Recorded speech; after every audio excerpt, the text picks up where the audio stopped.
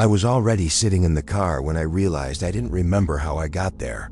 The engine was off, the road was empty, and the forest around me was completely silent. I didn't panic until I tried to open the door. The handle moved, but the door didn't. Not like it was locked. More like something on the outside was holding it shut. I shouted just to hear my own voice.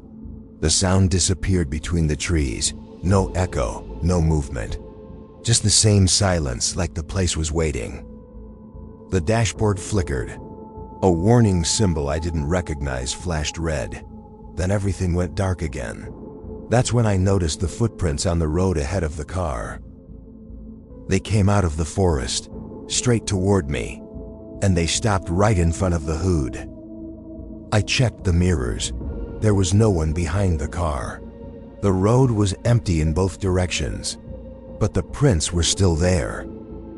They weren't human, too long, too evenly spaced.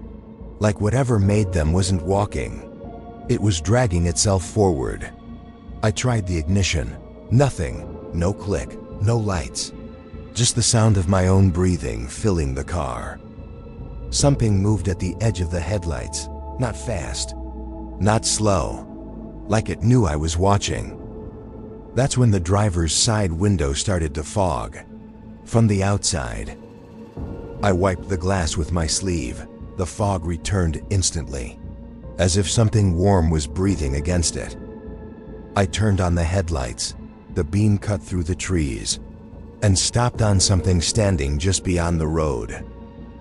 It didn't move, no shape I could fully recognize. Just a darker patch in the dark, blocking the light.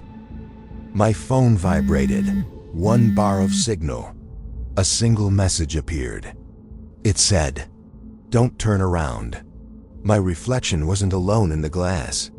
Something else was standing behind me. Too close.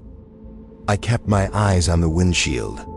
My hands were shaking on the steering wheel. The message was still glowing on the screen. Another vibration. Another message.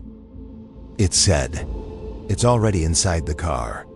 That's when I felt the seat behind me shift. I didn't turn around. I couldn't. My body refused. Something leaned closer.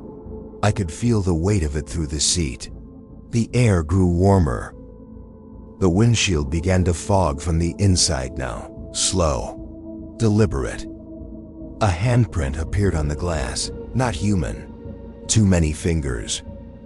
The message disappeared. The signal dropped. And something whispered my name. I felt its breath against my ear.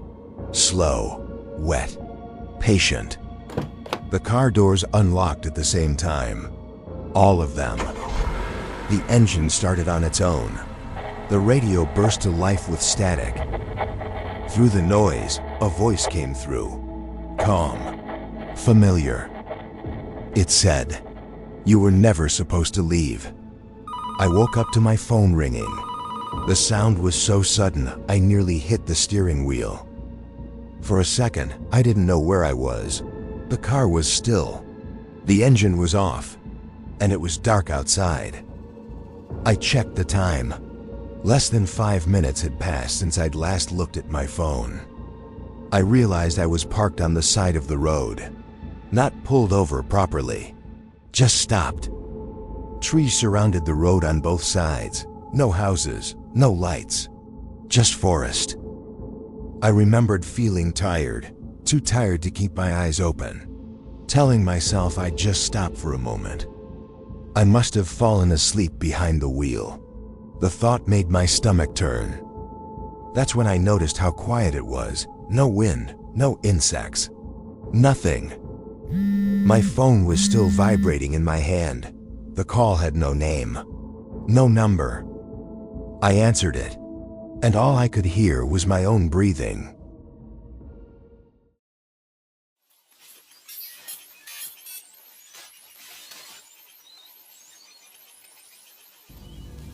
I noticed the recording while scrolling through my phone.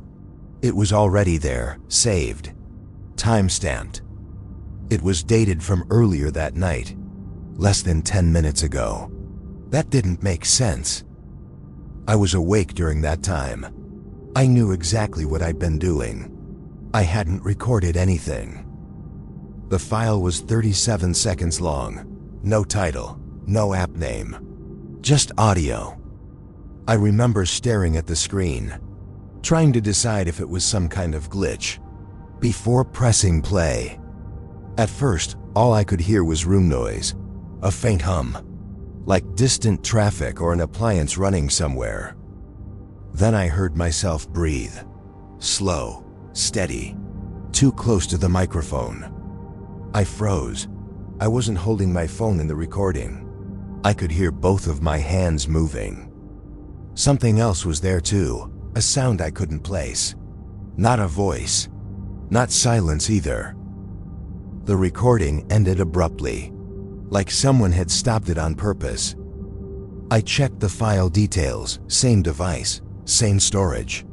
No sign it had been downloaded or shared. The location data was turned off, no coordinates, no clue where it was recorded. I tried to remember that moment, those few minutes. Nothing stood out. I replayed the audio. This time, I noticed something small, a sound behind my breathing. It was faint, but it matched the rhythm of movement, like someone shifting their weight nearby. I turned up the volume, not much, just enough to be sure I wasn't imagining it. The sound wasn't random. It repeated at regular intervals, like footsteps stopping and starting. I checked my apartment, every room, closet, bathroom. The door was still locked. When I came back, the recording app was open again. I hadn't touched my phone. A new file was there, recording, active. The timer was running, seconds ticking up. I hadn't pressed anything. I picked up the phone. The recording stopped immediately. The new file saved itself, shorter than the first, only 12 seconds long. I played it back. There was no breathing this time, no room noise. The recording cut off, and in the silence after, I realized the question hadn't been meant for the phone. I stood there for a moment, phone in my hand, listening to the apartment. Nothing moved, no footsteps, no sounds from the other rooms. I checked the time again. Barely a minute had passed since the recording stopped. I locked the screen and put the phone down, face down, like that would stop it. That's when I noticed how quiet it was.